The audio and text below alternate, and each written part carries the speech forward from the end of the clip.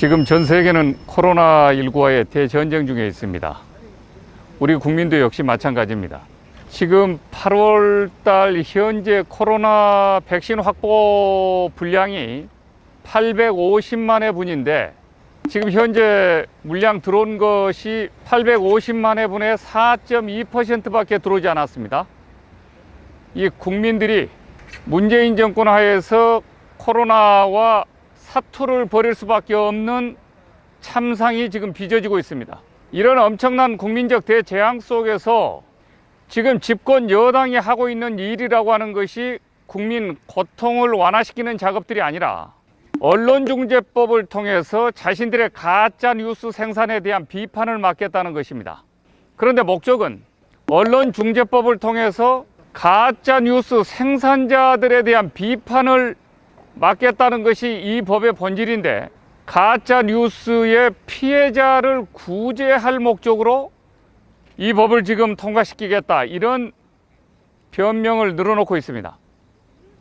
이 언론중재법은 문재인 정권이 그동안에 군사 독재 정권 하에서 투쟁해온 민주적 정통성이나 적자성을 완전히 상실한 가짜 민주 세력임을 만천하에 스스로 드러낸 어리석은 악행입니다. 지금 우리는 군부 독재 정치와의 민주화 투쟁을 통해서 민주주의로 시대적 전환을 고했는데, 오늘 집권 여당과 문재인 정권은 언론중재법이라고 하는 독재법을 다시 국회 본회의장에 상정해서 처리할 태세입니다. 이게 민주주의 철학을 갖고 있는 정치 집단이라면 도저히 상상할 수 없는 일입니다.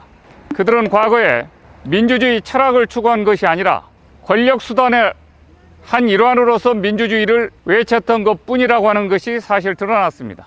야당은 국민과 더불어서 모든 수단을 총동원해서 문재인 민간 독재의 악행을 반드시 저지해야 됩니다. 현재 이 법을 막기 위해서 헌법재판소에 권한쟁의 심판도 청구해야 되고 미연 소송도 청구해야 됩니다.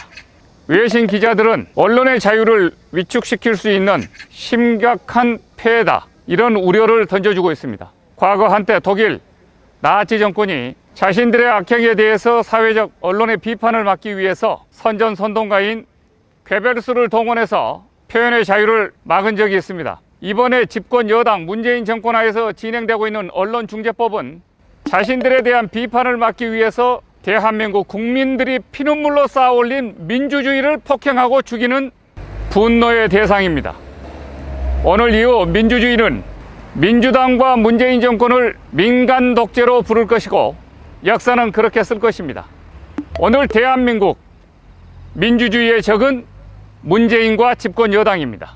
저는 25년 만에 첫 시위 현장에 나섰습니다. 군부 독재와의 반독재 민주화 투쟁을 끝으로 새로운 민주주의가 열릴 것으로 기대했던 저는 오늘 청와대 앞에서 문재인 정권이 추진하고 있는 언론중재법에 대한 투쟁을 시작으로 그동안의 군부 독재와의 투쟁을 마치고 오늘 이날이 민간 독재와의 민주주의를 위한 첫 투쟁 첫날이다, 이렇게 저 개인의 민주 역사는 기록할 것입니다. 민간 독재와의 민주주의를 위한 첫 투쟁의 날이 바로 오늘입니다. 문재인 정권은 오늘 언론 독재법을 추진한다면 퇴임 이후 구속을 면치 못할 것이고 깜빵 가게 될 것입니다. 전 민주 세력이 이에 결코 용납하지 않을 것이고, 바로 언론중재법은 자신에 대한 비판을 막는 방패수단이 아니라 민주주의가 얼마나 위대한 것인가를 확인하게 되는 그러한 날이 될 것입니다. 문 대통령은 얼마 남지 않는 그런 기간 동안에 개인과 대한민국의 역사를, 민주주의를 불행한 역사로 기록하지 않길 이 자리를 통해서 간절히 호소합니다. 오늘 언론중재법을 통해서 언론의 자유를 막는다라고 하는 것은 곧 한국의 민주주의를 죽이는 길이요, 자신이 퇴임 이후에 곧바로 깜빵 가는 길이라고 하는 사실을 확실히 알아야 될 것입니다. 저는 문 대통령이 이 법 통과로 인해서 퇴임 이후에 구속되기를 원치 않습니다. 그러나 민주주의는 힘이 강합니다. 독재와는 반드시 민주주의는 승리하고 독재자를 구속시키고 불행으로 모으는 한국 민주주의 역사는 위대한 역사입니다. 저는 문 대통령이 퇴임 이후에 그런 불행한 역사의 길로 가지 않길 바라겠습니다.